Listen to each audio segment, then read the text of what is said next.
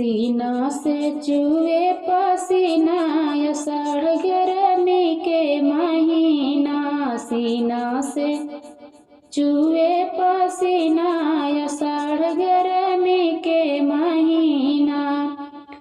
जाई कहना मोरे बारे ससुर से, जाई कहना मेरे बारे ससुर से।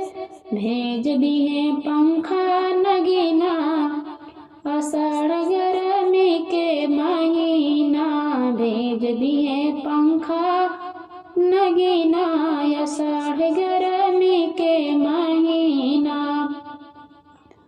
सीना से चुए पसीना आषाढ़ गर्मी के महीना। सीना से चुए पसीना आषाढ़ गर्मी के महीना। जाई कहना मेरे बारे भसुर से, जाई कहना मेरे बारे भसुर से।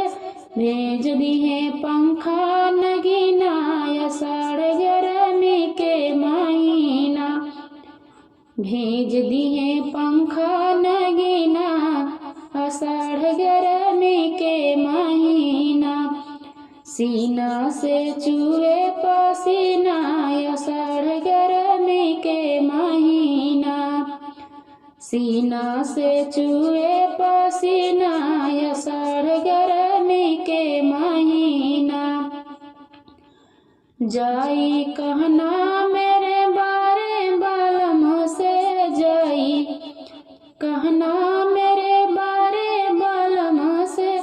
भेज दिए पंखा नगीना आषाढ़ गर्मी के महीना।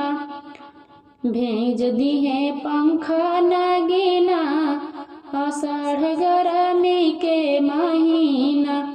सीना से चुए पसीना आषाढ़ गर्मी के महीना। सीना से चुए पसीना आषाढ़ गर्मी के महीना। जाई कहना मेरे बारे देवर से, जाई कहना मेरे बारे देवर से। भेज दिए पंखा नगीना आषाढ़ गर्मी के महीना। भेज दिए पंखा नगीना आषाढ़ गर्मी के महीना। सीना से चुए पसीना आषाढ़ गर्मी के महीना। सीना से चुए पसीना आषाढ़